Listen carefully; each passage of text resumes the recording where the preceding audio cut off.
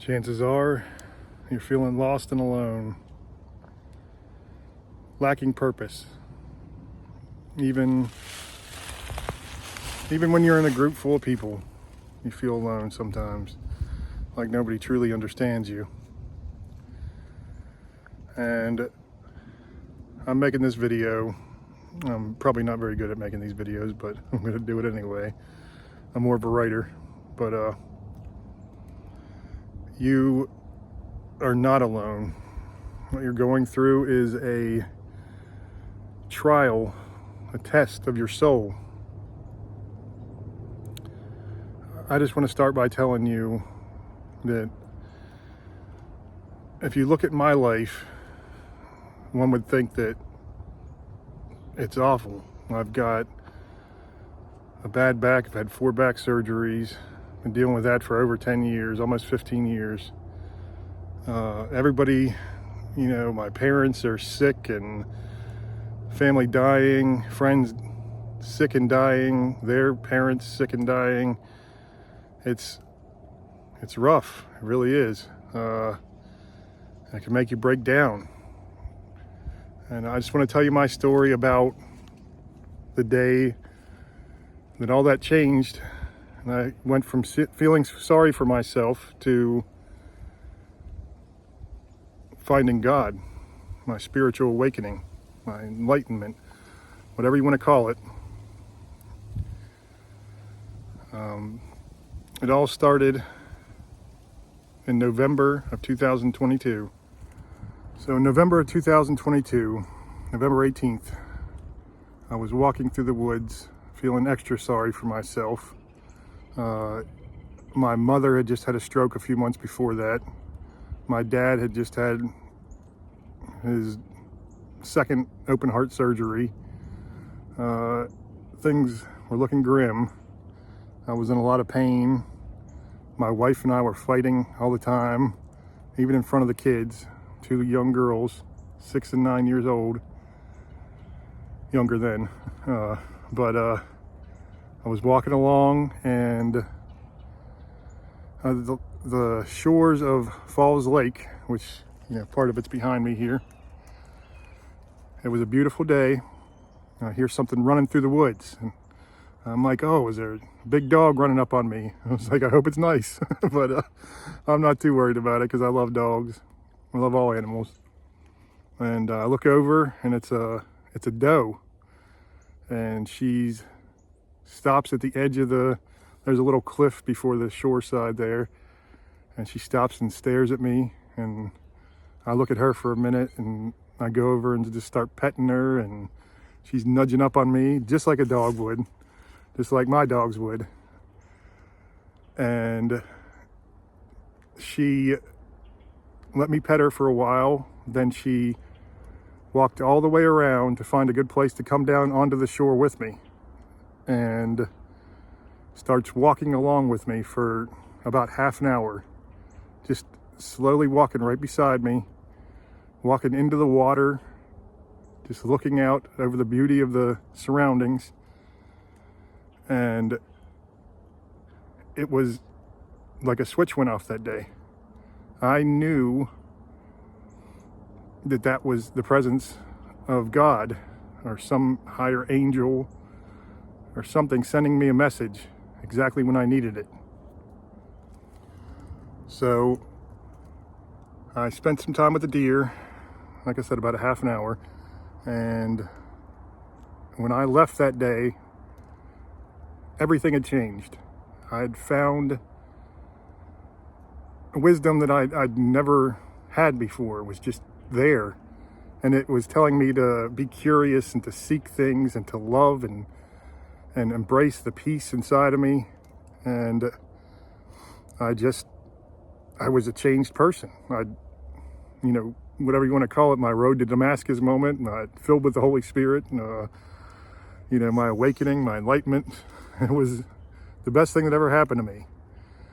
And I got home, and things were amazing. I was just taking in spiritual and philosophical and religious wisdom as much as I could. It was the wisdom I was instilled with was leading me towards the other wisdom that I would need.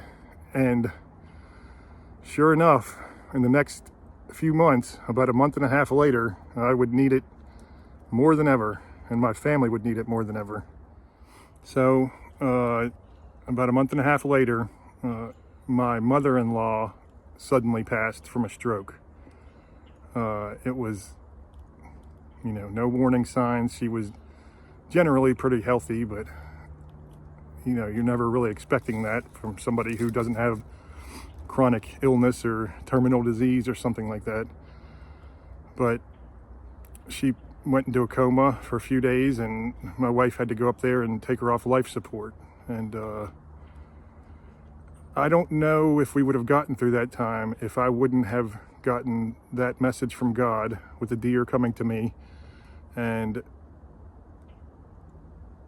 it just gave me the peace to get through it all. It wasn't until later that I looked up the spiritual significance of a doe. Motherly love. My mother had had the stroke. My mother-in-law had the stroke. My mother-in-law had passed from it. And we were still having, we're broke. We live paycheck to paycheck. We just try to get by with whatever we have. And honestly, my wife had to go up and deal with some of her family, and some of them weren't especially considerate or kind, or they were just selfish. And I don't know if any of you have ever been through a death in the family. You probably know how it is when people deal with the aftermath of all that. So the way me and my wife had been fighting, before all of that, it would have been pure chaos. She has had so many horrible things happen to her throughout her life. One thing after another. It just seems like she grew up in poor Appalachia. She grew up with an outhouse and no running water in her house for, a good bit of her childhood. And it just has made her bitter and rageful. And the peace that I found was able to overcome that, because, with my pain and, the bad things that were happening to me too, I just snapped back at her whenever she fought with me, and I was able to stop that with the wisdom that God gave me. I was able to stop all of that and be the man that I finally wanted to be. You see, that's what this is really all about. I'm writing a whole book, but my whole mission in life, it's all about this. My job is to be a spiritual guide, a light bringer, whatever you want to call it.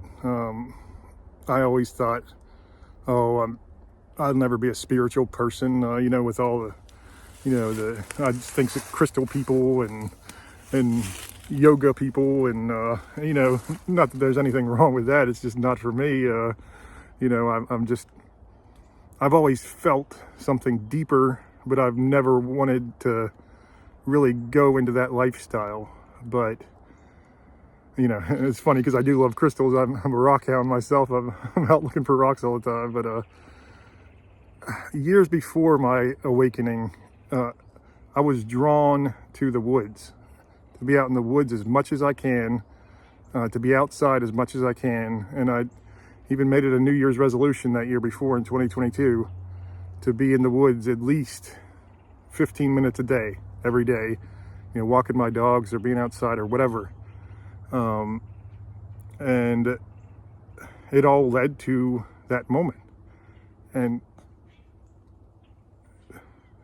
what happens is God does not communicate with you.